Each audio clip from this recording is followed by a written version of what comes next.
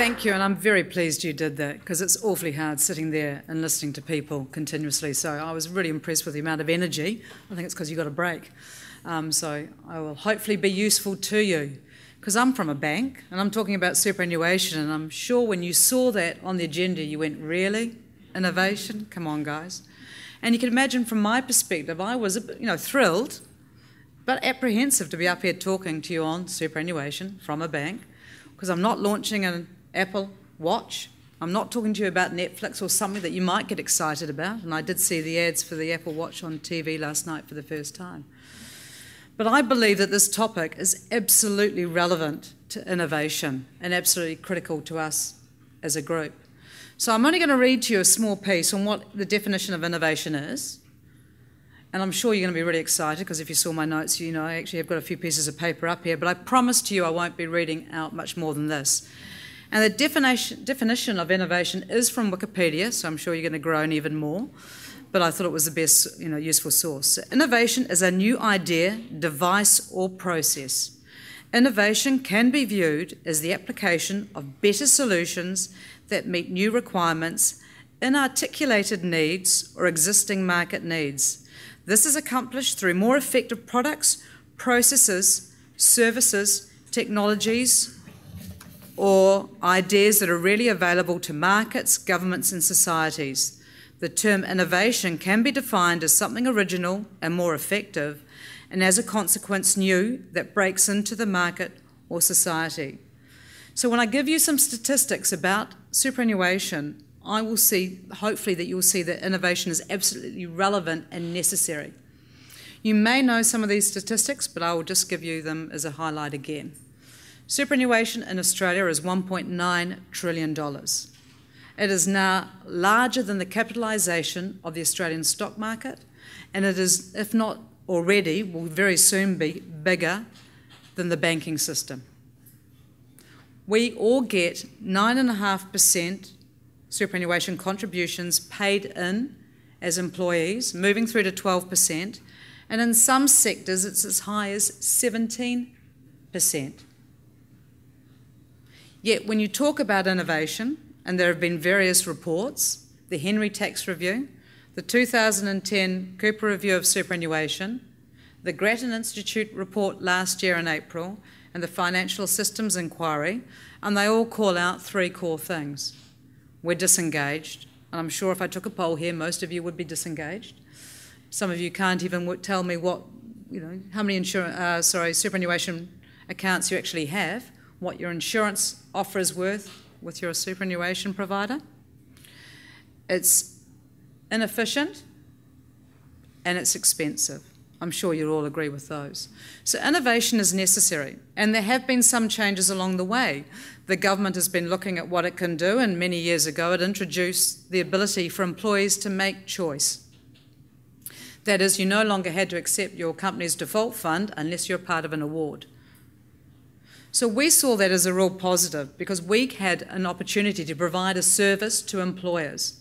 Because superannuation pivots around an employer, the fund is the beneficiary, but the employer is their pivot point, because they pay the superannuation obligations on behalf of their employees to the fund. But generally all the discussion is at the fund end, because they have the strongest lobby groups. So when choice came into effect, we had a capability. We had what is called a superannuation clearinghouse that enables the movement of superannuation payment and information to go to the relevant source. We thought that we were fantastic. Great offering, but we built it, they did not come. Because to employers at that stage, it wasn't a problem. It happened out in payroll, and unless something went wrong at tax time, no one really cared. But what happened then was the government decided that they needed to tackle the inefficiency. So from the back of the Cooper Review in 2010, they came up with 5 streams of work. You might have seen some of them in the paper. My Super, so a low-cost default offering that every employer has to offer to their employees. Future of financial advice, because as you're all, I'm sure, aware, there's been a lot of talk about the challenges around the financial planning sector. Governance, there's been questionings about, are these big now financial institutions, which are the funds, well governed? The self-managed super fund sector, and then the really sexy bit, which I think is sexy and I'm passionate about it, superannuation payments under the banner of SuperStream. So the government wanted to make these reforms and they wanted to push through and make it electronic, makes sense, because I can tell you there's some good horror stories in superannuation. I was talking with an employer in WA and they received a cheque back that was 5 years old for an employee that no longer worked from them. They could have been fined by the tax department. They obviously would have had bad employee experiences. So the superannuation was becoming a challenge. And we have an only a small employer, 127 employees dealing with 117 funds. It was taking an individual 5 days to make their superannuation payments. We had another employer, 38 employees dealing with 43 funds. Again, similar story. I talked to a large employer with 10,000 employees. They thought they were in a really good space because they were really proud. Their statistics were that 95% of their employees were acting with their default fund. I said, fantastic, what about the other 500? They then went and looked and they found that there were a heck of a lot of rocks happening out the back and it was costing their business an awful lot of time and effort. So we were starting to get activity happening as Choice started to make an impact, but then also the government came in and helped. And I'm a Kiwi, so obviously I was home watching the cricket last night, very, very nervous, and the rain did play a part. I don't dispute that. And the rain in my space has been the government. But I also had more challenges than that. I'm a bank. You're all sceptical. You all see the ads on TV, banks, fees, we get media briefs for all, we're making so much money, we're doing this, we're doing that. So we're a bank. How do you get an engagement where you view us as a partner, as one aspect? But more importantly, before I even get there, I have to convince the bank that what I'm talking about is a good idea. And I can tell you there are a lot of people viewing that their ideas are better. We are competing within Westpac for a pool of money for a future investment. So I needed to make sure that I engaged across the group so that they believed as much as the team does about what we're doing in superannuation. And I remember my first conversation with Gail Kelly. She'd been in the job a week and I believed that she needed to hear my story. So I introduced myself to Gail and said, I want to talk to you about superannuation. And she said, go and talk to BT. And I said, you're wrong. BT are an answer and a very important answer, but they're not the only answer in superannuation because superannuation pivots around the employer. And I believe we've got something that is of value to the Australian community. So we engaged with the senior executives. We got their buy-in, and more importantly, I got their capital to be able to keep the developments I needed for our offerings. I then had to work within the industry. Now, the superannuation industry, $1.9 trillion, is pretty much broken into three groups, three very important groups. One, the retail sector, which is predominantly owned by the banks, but also includes AMP. And I can tell you now that another bank is not going to really want their wealth arm to bank with us. And we'd actually banked NAB's MLC for 10 years since they'd bought them. They've only now just, after spending many millions of dollars, been able to take them over as a customer. So I love the fact that MLC would issue Westpac cheques. NAB didn't, but I did. I had to also look at the self-managed super fund sector. Again, about a third of the value, 600 million, is in the self-managed super fund sector. Very fragmented. I couldn't really, with my offering, be relevant to that sector. The industry funds, profit for members. Profit for members, all very strong, started from a union position, and again had a heavy level of scepticism towards a bank because we were viewed as the enemy. There is such a strong philosophical, religious type divide within those sectors. So I had a really good idea, we had a really good idea, a very strong belief. We weren't getting the take-up that we wanted, and how we're going to become relevant. So the ethos we've always had is the first thing we need to do is establish our credibility. Then we back it up with our capability. So we had to do that with all of those sectors. The third group, and the most important one on the journey initially, and the one that we didn't understand at the beginning enough of, was the importance of the government. engaging with the government and being with them on this journey. So we were the only bank to respond to the Cooper Review in 2010 as a bank, talking about the challenges that meet employers.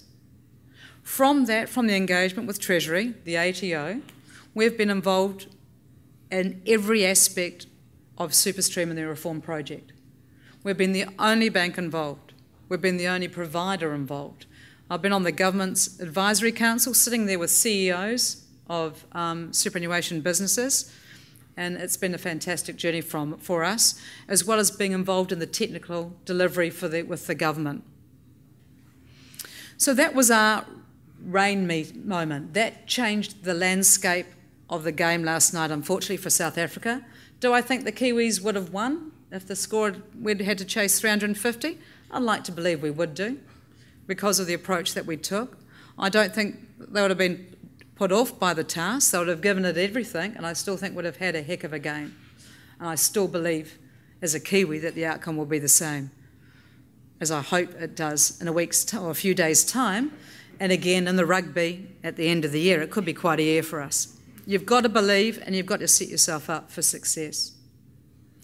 So we have a clearinghouse.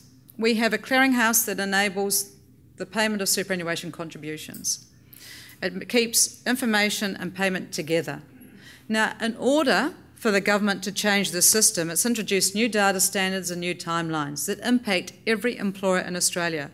And this is the most significant reforms to hit Australia since the introduction of GST. Now, to give you an idea of a GST, because it's revenue generation, and governments like revenue generation, they've had 4,000 people working on it. They haven't had 4,000 people working on SuperStream. Can I ask, does anyone in the room here heard about SuperStream? No. Well, great. 2 people. That's impressive. This is going to impact every employer in Australia. And if you're an employer with more than 20 employees, your deadline is the 30th of June 2015. If you have fewer than 20 employees, your deadline is the 30th of June 2016, and yet there's no visibility. So I believe that for any employer to satisfy their needs and meet their obligations, as well as get the right outcome for their businesses, they'll need to use a clearinghouse, either directly through a provider such as ourselves as a bank, or some of the other smaller software companies out there that provide the service, or indirectly through a fund. Now, as a provider, more than half of the APRA-regulated funds in Australia have chosen Westpac as their provider under this reform process. That also does include other banks' retail platforms, and that does include absolutely nearly the whole of the industry fund sector. Under the reform process for contributions, there's a small ramp up at the moment. There's only about 300,000 transactions a week going through the system. We've been over 90% of the volume. When the other providers get up to speed, and they're taking an awful lot of time, and I'm not comfortable that most of them will make the distance, we will be having more than 50% of that flow. You're talking about an industry that has 100 million transactions a year, 2 billion a week goes through the system. And then as an employer, be even more aware of the government is not just looking to stop with what it's doing with superannuation. On the 28th of December 2014, I'm sure you're all very aware of the press release from the Small Business Minister saying that he's going to release a thing called Single Touch Payroll that will impact every business in Australia, meaning it's meant to be implemented starting in 2016. I think those timelines will move, but there is a lot of activity going on in these very important areas, areas that you as businesses need to be aware of. This is the back-end stuff. This is the stuff that people generally don't care about. It's the front-end stuff. It's what is very important, and absolutely, I thought what NRMA have done is absolutely fantastic. A phenomenal brand, looking at how it can become more relevant. But as was commented on, the foundations are the critical piece. And it doesn't matter how nice the taps are in the bathroom. They can be gold if you like, but if your foundations aren't in place and your plumbing doesn't work, who cares about your gold taps? So I see value in assisting businesses, whether or not they're employers, funds, or the government. And I can tell you that the exciting thing for us as a team is that we are now recognised as a thought leader. I now have the CEO of Westpac publicly calling out how proud he is of what we've achieved and what we can continue to achieve. I've had industry funds go on the public record calling out Westpac as a thought leader and a partner.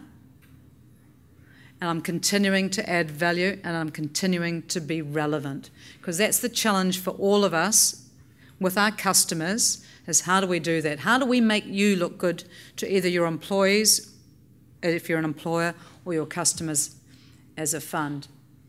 So we're excited, we're passionate, we feel like we're doing well.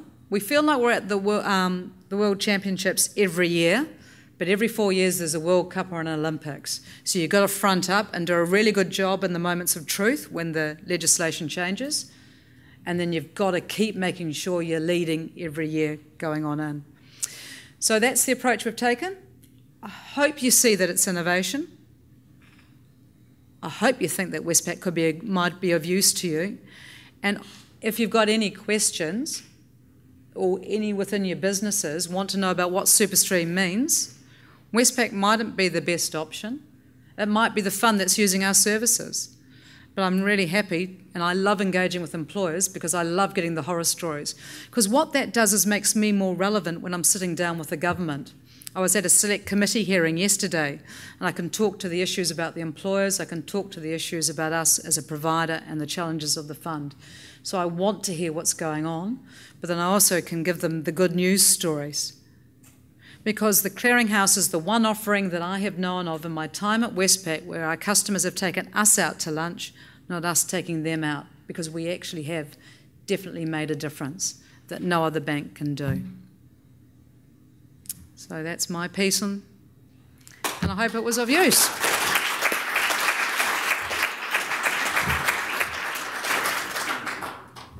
Do we have any questions of Emma? And not how to get better returns in your super fund? Who you are, where you're from, sorry? I'm very much success of the products. The question I was going to ask is that you keep talking about horror stories in the thing. That's obviously where you gain a lot of insights into producing a service that fixes a lot of that. Would you consider that one of the processes that you've gone through?